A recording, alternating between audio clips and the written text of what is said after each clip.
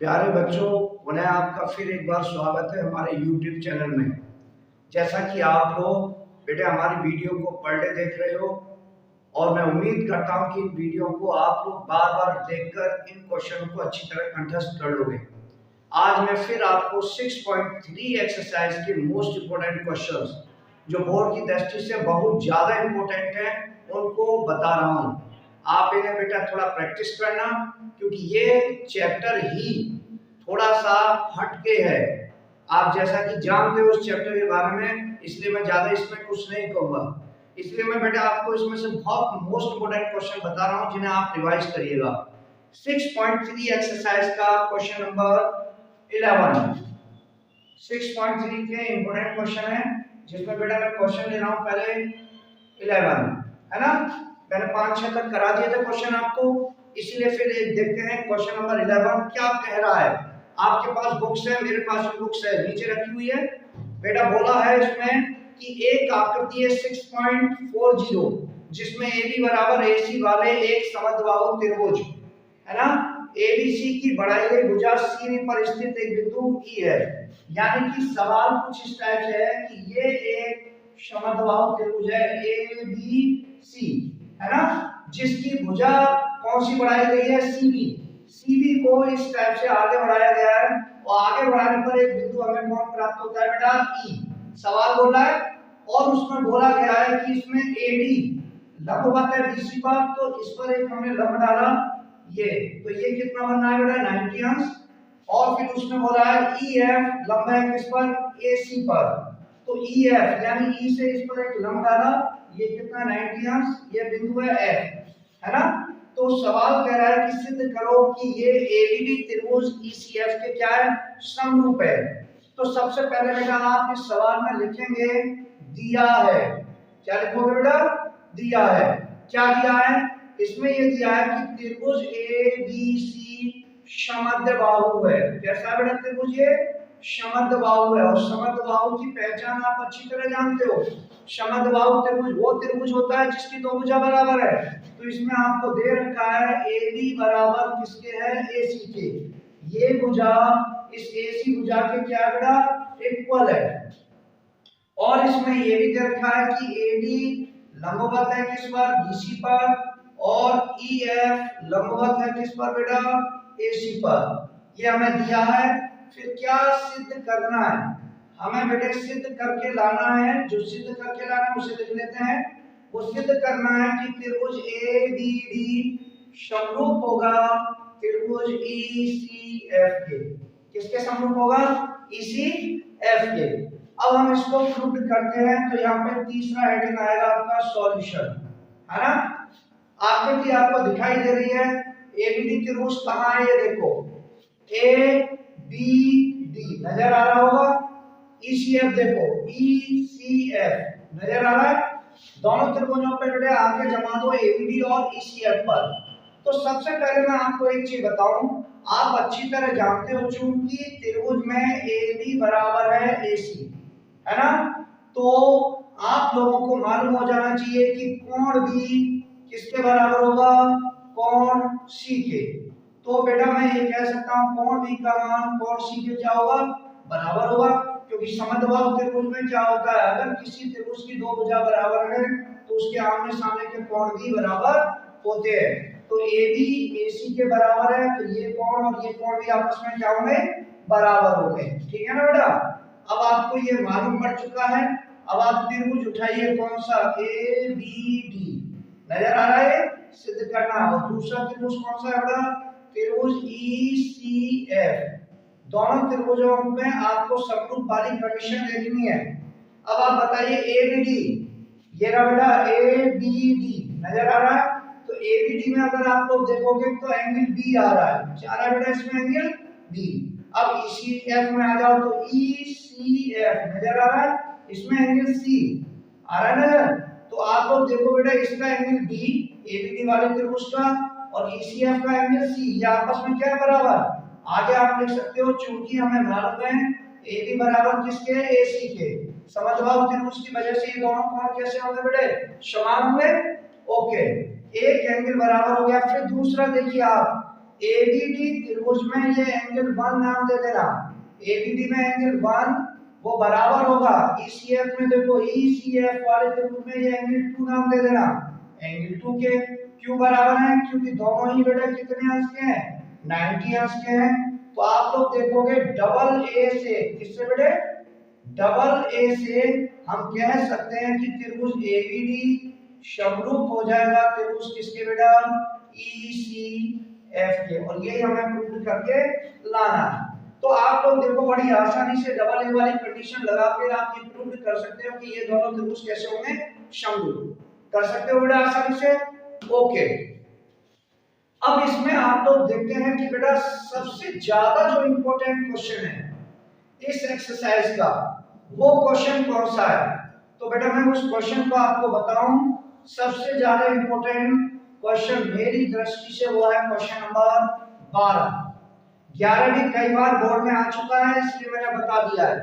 तो question number आता है बेटा 12वां, है ना? 12 में क्वेश्चन को खूब अच्छा प्रैक्टिस करके पेपर में जाना, ठीक है ना बेटा? तो सवाल क्या बोलता है? एक त्रिभुज एबीसी की भुजा एबी बीसी और माध्यिका एडी, यानी अब आपके पास में दो त्रिभुज है बेटा। एक तो त्रिभुज है एबीसी और एक त्रिभुज है प्यारे पीक्यूआर, सही है ना बेटा? अब उसमें बोला है कि इसकी माध्यिका क्या है बेटा? एडी। इसकी माध्यिका एडी है और इसकी माध्यिका क्या है बेटा? यहाँ पे पीएम। कितनी है? पीएम। और ये दोनों कैसे हैं? समानुपाती। कैसे हैं बेटा? तो जो चीज हमें दे रखी है पहले उसको जरूर लिखो। तो आप लोग देखेंगे दिया है, क्या दिया है?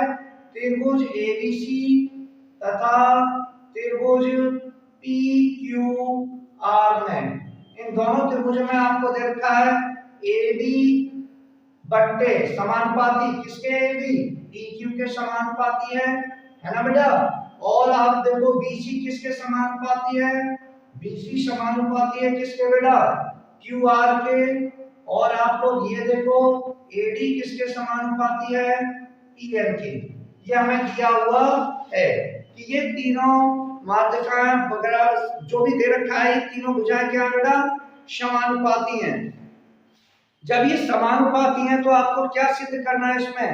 कि त्रिभुज एबीसी, त्रिभुज एबीसी ये त्रिभुज पीक्यूआर के समरूप है। क्या है? त्रिभुज पीक्यूआर के समरूप। अब इस सवाल के लिए आप लोग गौर से देखो। पहले मैं बार बार आपको बताता रहता हूं कि बेटा माध्यिका का क्या काम है? माध्यिका का काम है, माध्यिका जिस भुजा पे पड़ती है उसे दो बराबर भागों में बांट देती है। तो जब आप इससे माध्यिका डाल रहे हो तो ये भाग बीडी किसके बराबर होगा? सीडी के। ऐसे ही बेटा जब इससे माध्यिका डालोगे तो ये भाग क्यूएम वो एमआर के क्या होगा? बराबर।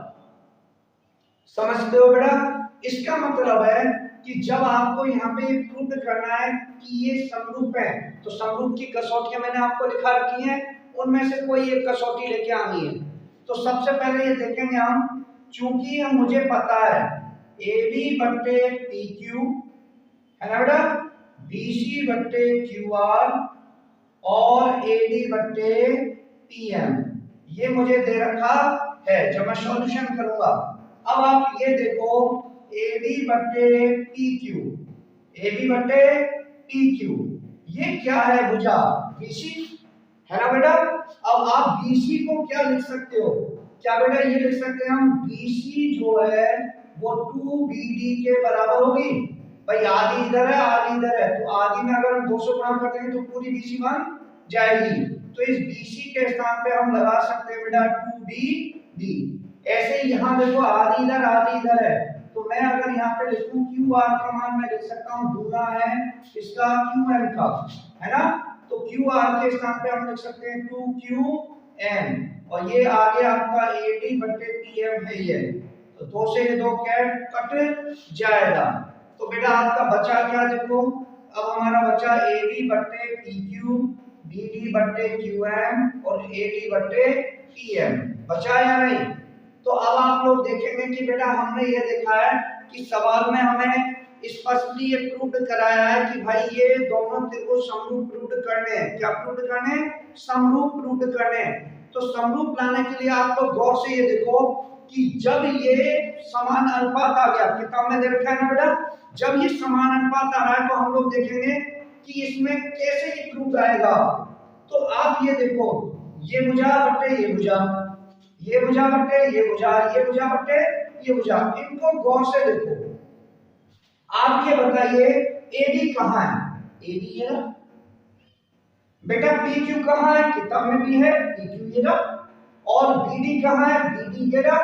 क्यू एम कहाँ है? ये रहा। और एडी ये रहा और ये रहा। तो ये क्या है? भुजाओं का अनुपात समान है। तो हम ये कहेंगे बेटा भुजाओं का अनुपात समान है। तो भुजाओं का अनुपात क्या रहा है? समान आ रहा है। तो त्रिभुज एडीबी समरूप हो जाएगा त्रिभुज पीक्यूएम के।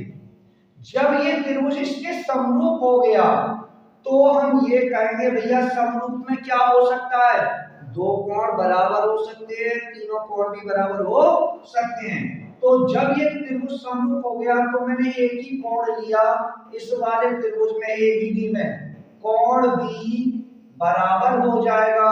इसका एक कोण ले लिया हमने कोण Q, तो इसके कोण Q के क्या हो जाएगा? बराबर लिखा जा सकता है। ओके बेटे फिर दोबारा सीखो। BC, BC क्या है? BC पूरी भुजा है, वो बराबर किसके होगी? 2BD के।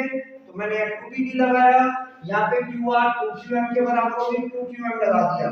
अब ये चीज जो हमारी आ रही है ये क्या आ रही है बेटा? भुजाओं का अनुपात समान है। और जब भुजाओं का अनुपात समान होता है तो दोनों त्रिभुज कैसे होंगे? समरूप। ये छोटा त्रिभुज इसके समरूप होगा। और जब समरूप है तो बेटा हम क्या बोल सकते हैं कि इसका ये एंगल B इसके एंगल Q के क्या समान। और शब्द समझना। और आपको ये भी दे रखा है AB बटे PQ, वो बराबर आ रहा है बेटा किसके? बताओ। हाँ भाई ध्यान से देखना, AB यहाँ पे AD भी आ रहा है, BD, और ये हमें मालूम है BC बटे किसके है? QR के। BC बटे QR। तो अब आप गौर से देखो, एक एंगल बराबर हो गया और दो भुजाओं का अनुपात यानी AB बटे PQ और BC बटे QR आ रहा है नहीं? तो बेटा हम कहेंगे SAS से, किससे? दो भुजाओं का अनुपात और एक कोण, तो SAS से हम बोलेंगे त्रिभुज PABC। ABC ये समरूप हो जाएगा त्रिभुज PQR के। और ये हमें प्रूव करना था। आप लोग बेटा दोबारा देखिए, क्वेश्चन में बहुत ताकत है कि हम पहले तो यहाँ समझ गए, हमने इसको चेंजेस कर दिया BD बटे QM में, तो ये तीन भुजाएं आ गई और तीनों भुजाओं का अनुपात समान है। तो ये त्रिभुज इस त्रिभुज के क्या हो गया? समरूप। समरूप होने से हमने ये अपना एक निर्णय बना लिया कि इसका एंगल B इसके एंगल Q के क्या होगा? बराबर। और इसमें हमें दो भुजाओं का अनुपात तो पहले से दे ही रखा था कि ये और ये क्या है? आपस में समानुपाती हैं। तो ऐसे ऐसे हम कह सकते हैं कि त्रिभुज दोनों समरूप होंगे। ओके, बहुत अच्छा सवाल है बेटा, प्रैक्टिस करो इसकी ढंग से। नेक्स्ट क्वेश्चन पे आते हैं बेटा। ये भी क्वेश्चन जो मैं आज आपको बता रहा हूँ ये बोर्ड की दृष्टि से काफी अच्छे सवाल है इस एक्सरसाइज में, इनको प्रैक्टिस करो भाई। ये चैप्टर ही काफी इंपॉर्टेंट माना जाता है, लेकिन इसको बच्चे ज्यादातर कर नहीं पाते, पता नहीं क्यों, है ना? आपको इसीलिए पहले मैंने यही चैप्टर दिया है। फिर आता है क्वेश्चन नंबर 13।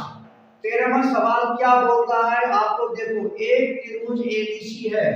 क्या है बेटा? एक त्रिभुज ABC, ABC, एक त्रिभुज ABC है जिसकी BC भुजा पर बिंदु क्या स्थित है? D। हमने यहाँ पे D बिंदु ले लिया और बेटा वो इस प्रकार स्थित है कि एंगल ADC, तो ADC बनाया, यानी ये वाला ADC ये किसके बराबर है बेटा? BAC के। तो BAC ये पूरा एंगल इस एंगल के क्या है? बराबर है, ये दिया हुआ है। तो बेटा सिद्ध करना है हमें, तो सबसे पहले मैं यहाँ लिख भी देता हूँ, दिया है। क्या दिया है प्यारे? ये देखो, त्रिभुज ABC में एंगल ABC वो बराबर है एंगल BAC के। फिर हमें बेटा कुछ सिद्ध करके लाना है। क्या सिद्ध करना है भाई? हमें सिद्ध करना है कि MCA² बराबर होगा CB into CD के। ये प्रूव करके लाना है। अब इस सवाल को आप लोग बेटा समझिएगा कि कैसे प्रूव होके आएगा। देखते हैं भाई इसको। अब पहले आप लोग मुझे ये बताइए कि जब इस त्रिभुज को हम देखेंगे, सवाल बेटा आपको समझ में आ रहा होगा। तो हमने देखा भाई कि इस प्रूव्ड को देखो, इसको ढंग से, तो CA स्क्वायर है, तो CA स्क्वायर का मतलब क्या है, CA स्क्वायर दो बार लिया जा रहा है, CA इंटू CA लिख सकता हूं, बराबर आएगा CD इंटू CD, यही आएगा ना। तो आप ये देखो कि इसमें CA दो बार आ रहा है, तो CA है कहां, ये तो है। अब ये कौन से त्रिभुज में आ रहा है, बड़े त्रिभुज में भी आ रहा है ABC में, और एक छोटा त्रिभुज आ रहा है ADC में, इसमें भी आ रहा है। तो हमने देखा, और यहाँ CD किस में आ रही है, देखो CD बड़े त्रिभुज की है और CD किसकी है, छोटे त्रिभुज की। तो बेटा आप यहाँ पे कौन कौन से त्रिभुज लेंगे, त्रिभुज लेंगे आप एक तो ABC तथा त्रिभुज लेंगे बेटा ADC। कौन सा लेंगे, ADC। मुख्य बात इसमें यह है कि पहले ये चेकआउट करना कि हम कौन कौन से त्रिभुज लेंगे। वैसे ऊपर से ही शो होता है, एक ADC ले लेना, एक DAC ले लेना, क्योंकि वो बराबर भी हमें दिए हुए हैं। अब आप लोग देखो भाई, त्रिभुज ABC ये तो है, तो त्रिभुज ABC का कोण ये वाला एंगल 1 मान लिया, और इसको क्या नाम दे दिया, एंगल 2। ADC का एंगल 1 वो बराबर है ADC के एंगल 2 के। ये बेटा हमें दिया है, ये हमें दिया है या नहीं, ये हमने मान लिया बेटा, इसको 1 और इसको 2, ओके। और फिर आप लोग देखो ये जो एंगल आ रहा है, एंगल C इसमें भी पड़ेगा, बड़े त्रिभुज में पड़ेगा या नहीं है, और ये ADC में भी पड़ेगा। तो एंगल C बराबर एंगल C, ये कैसा है बेटा, कॉमन है, कैसा है, ये कॉमन है ना। तो हम बोल देंगे डबल A से, किससे बेटा, डबल A से त्रिभुज ABC समरूप हो जाएगा त्रिभुज ADC के, हो जाएगा ना। तो बेटा जब समरूप हो गए, तो दो त्रिभुज समरूप कब होते हैं, जब होते हैं बेटा जब कोई एक कंडीशन लागू हो, और जब दो त्रिभुज समरूप हो जाते हैं तो हम कहते हैं कि उनके भुजांक का अनुपात क्या होगा, समान। तो भुजांक का अनुपात समान कैसे लेते हैं, उसकी ट्रिक बता रहा हूं, आगे इसमें बहुत सवाल आएंगे। तो देखो एंगल 1 कहां है, त्रिभुज ABC में। तो त्रिभुज ABC में देखो एंगल 1 ये है, इसके सामने की भुजा लेना, तो सामने की भुजा कौन सी आएगी, BC आएगी या नहीं, तो BC आ गई। अब एंगल 2 ADC में देखो ADC, ये एंगल 2 है, तो 2 के सामने की भुजा देखो, एंगल 2 के सामने की भुजा कौन है यहाँ पे, AC आ गया, ओके। अब आएंगे एंगल C किसमें देख रहे हैं, त्रिभुज ABC में। तो एंगल C है, C के सामने त्रिभुज ABC में देखो कौन सी भुजा आएगी, AD आ गई बेटा। एंगल C ये किसमें देख रहे हैं, ADC में, तो ADC ये वाला त्रिभुज है, एंगल C के सामने भुजा कौन सी आएगी, इसकी AD आएगी या नहीं। अब इन दोनों से क्या ये प्रूव हो रहा है, नहीं हो रहा, इसीलिए हम यहाँ पे तीसरा कोण ले लेंगे। जब किसी त्रिभुज में दो कोण बराबर हो गए, तो तीसरा कोण तो अपने आप बराबर होगा। तो इस वाले त्रिभुज में देखो ABC में कौन सा बचा, ये कोण तुम ले चुके थे, ये ले चुके थे, ये तो बचा था, तो इसको नाम क्या दे दिया मैंने, एंगल 3।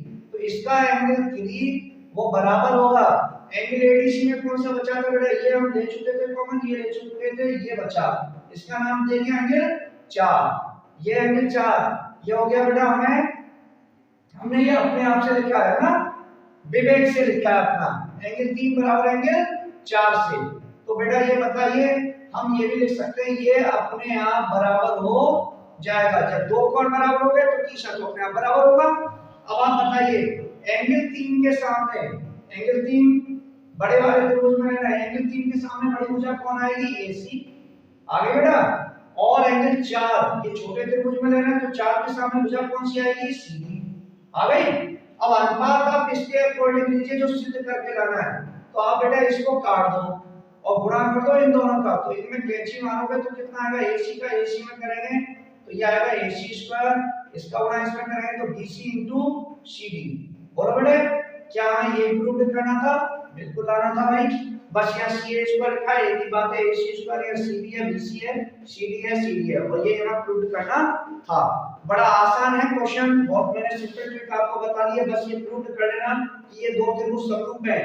ये हमें दिया था, एंगल C कॉमन हो गया, त्रिभुज समरूप हो गए। जब दो एंगल बराबर हो गए तो तीसरा अपने आप बराबर होगा और उनके सामने की भुजा का अनुपात क्या होगा बेटा, समान हो जाएगा। Okay, yes. आसानी से इन प्रश्नों को बेटा रिवाइज करो अच्छी तरह, और ज्यादा से ज्यादा रिवाइज करोगे तो आप एक अच्छे टीचर को भी इसमें परास्त कर सकते हो। सही है ना। आगे आता है बेटा इसमें क्वेश्चन नंबर 15। मैं इसको बताऊं बेटा, ध्यान से देखो। फिर एक 6 मीटर लंबाई का ऊर्ध्वाधर स्तंभ जिसकी भूमि पर छाया कितनी है, 4 मीटर। देखो बेटा ये कुछ बच्चे समझते ही ऊंचाई दूरी का सवाल है, ऊंचाई दूरी का नहीं है। तो 6 मीटर ये ऊंचा एक स्तंभ था, ठीक है बेटे।